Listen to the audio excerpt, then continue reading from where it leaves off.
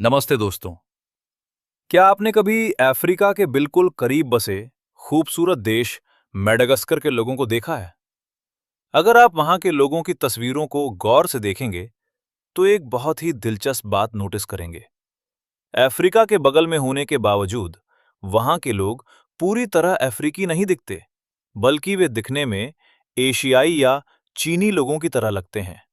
या फिर यूं कहें कि वे अफ्रीकी और एशियाई लोगों का एक अनोखा मिक्स हैं। अब आप सोच रहे होंगे कि एशिया से हजारों मील दूर समुद्र के बीचों बीच बसे इस द्वीप पर ये लोग आए कहां से? इतिहासकारों के अनुसार ये लोग आज से लगभग 1200 से 1700 साल पहले यहां पहुंचे थे। अगर हम इतिहास के कैलेंडर की बात करें तो ये समय 350 एडी से 800 एडी के बीच का था। यहां थोड़ा बीसी और एडी के कॉन्सेप्ट को समझ लेते हैं। बीसी बिफोर क्राइस्ट का मतलब है ईसा मसीह के जन्म से पहले का समय, जिसे हम हिंदी में ईसा पूर्व कहते हैं। और एडी एनो डोमिनी का मतलब है ईसा मसीह के जन्म के बाद का समय, जिसे हम ईसवी कहते हैं। तो ये निडर लोग 350 ईसवी यानी एडी के आसपास यहां पहुंचे थे। जरा सोचिए, उस समय दुनिया में क्या चल रहा था? जिस वक्त ये नाविक समुद्र की लहरों को चीर रहे थे, उस समय भारत में गुप्त राजवंश का सुनहरा दौर चल रहा था और राजा समुद्रगुप्त का शासन था। वहीं यूरोप में महान रोमन साम्राज्य का पतन हो रहा था। लेकिन सबसे हैरान करने वाली बात अब आती है। जब ये ऑस्ट्रोनेशियन लोग मेडागास्कर पहुंचे, तब ये द्वीप पूरी तरह अनइन्हेबिटेड था, यानी वहां पहले से कोई इंसान नहीं रहता था। ताज्जुब की बात यह है कि अफ्रीका की मुख्य भूमि मेडागास्कर से मात्र 400 किलोमीटर दूर है। फिर भी अफ्रीकी लोग वहां इन एशियाई लोगों के भी काफी बाद, करीब 1000 एडी के आसपास पहुंचे।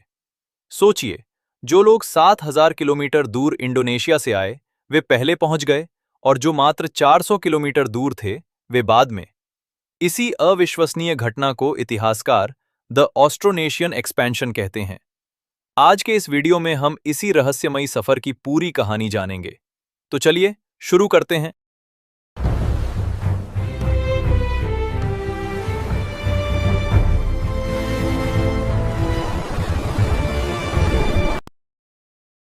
तो दोस्तों, इस महान सफर की शुरुआत कहां से हुई?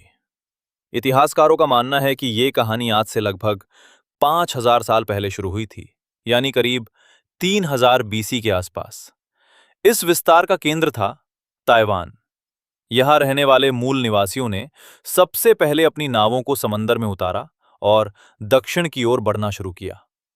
ये कोई एक दिन की यात्रा नहीं थी, बल्कि ये सफर हजारों सालों तक चला, जिसमें एक पीढ़ी से दूसरी पीढ़ी नए द्वीपों की खोज करती रही। अब सवाल आता है कि ये लोग कहां कहां गए? अगर हम नक्शे पर देखें तो इनका विस्तार देखकर आप दंग रह जाएंगे। ताइवान से निकलकर ये लोग सबसे पहले फिलीपींस पहुंचे। वहां से एक शाखा इंडोनेशिया, मलेशिया और वियतनाम की ओर बढ़ी। लेकिन ये यहीं नहीं रुके। यहां से ये लोग दो दिशाओं में बढ़ गए। एक हिस्सा पश्चिम की ओर बढ़ा और हिंद महासागर को पार कर मेडागास्कर तक जा पहुंचा। वहीं दूसरी शाखा पूर्व की ओर बढ़ी और प्रशांत महासागर के विशाल द्वीपों जैसे माइक्रोनेशिया, मेलानेशिया और पॉलिनेशिया को अपना घर बनाया। अंत में ये लोग दुनिया के सबसे दूर दराज के कोनों तक पहुंचे, जैसे उत्तर में हवाई, दक्षिण में न्यूजीलैंड और पूर्व में ईस्ट आइलैंड। आखिर ये लोग अपनी जान जोखिम में डालकर इतनी दूर जाते क्यों थे? इसके पीछे कई बड़े कारण थे। पहला कारण था बढ़ती आबादी। जब द्वीपों पर लोग ज्यादा हो जाते थे, तो नए संसाधनों और जमीन की तलाश जरूरी हो जाती थी। दूसरा, ये लोग बहुत साहसी थे और उनके समाज में नए द्वीपों को खोजने वाले को बहुत सम्मान दिया जाता था। वे अपने साथ चावल, केले, नारियल और शकरकंद यानी यम जैसी फसलों के बीज और पालतू जानवर जैसे सूअर और मुर्गियां भी अपनी नावों में रखते थे। वे जहां भी जाते, एक नई सभ्यता की नींव रख देते थे।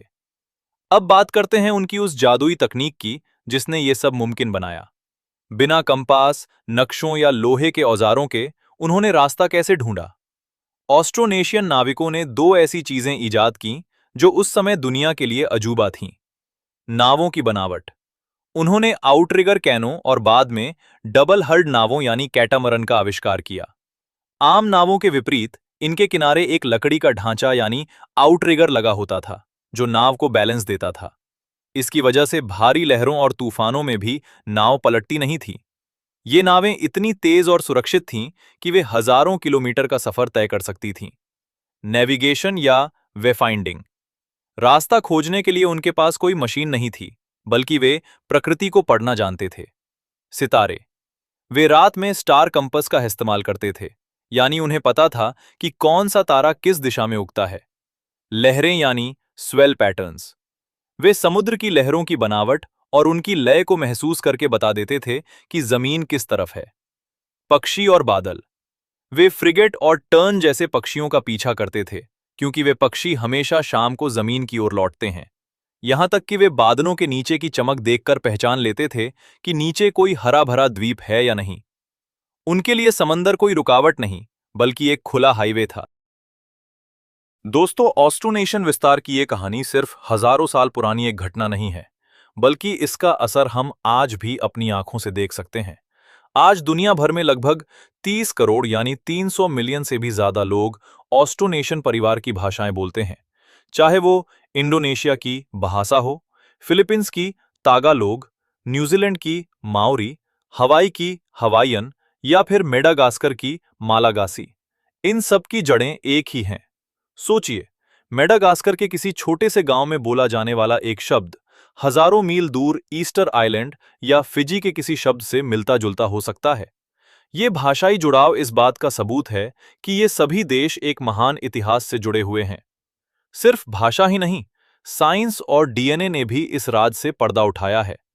हाल के जेनेटिक रिसर्च से यह साबित हो चुका है कि चाहे वो मेडागास्कर के लोग हों, पॉलिनेशिया के निवासी हों या फिर दक्षिण पूर्व एशिया के लोग, इन सबके पूर्वज वही निडर एशियाई नाविक थे जो सदियों पहले अपनी नावों में निकले थे। ये मानव इतिहास के सबसे सफल और बड़े माइग्रेशन में से एक है, जिसने हिंद महासागर से लेकर विशाल प्रशांत महासागर तक, यानी दुनिया के 1/3 हिस्से की संस्कृति और भूगोल को हमेशा के लिए बदल दिया। अंत में हमें इन प्राचीन नाविकों के साहस को सलाम करना चाहिए।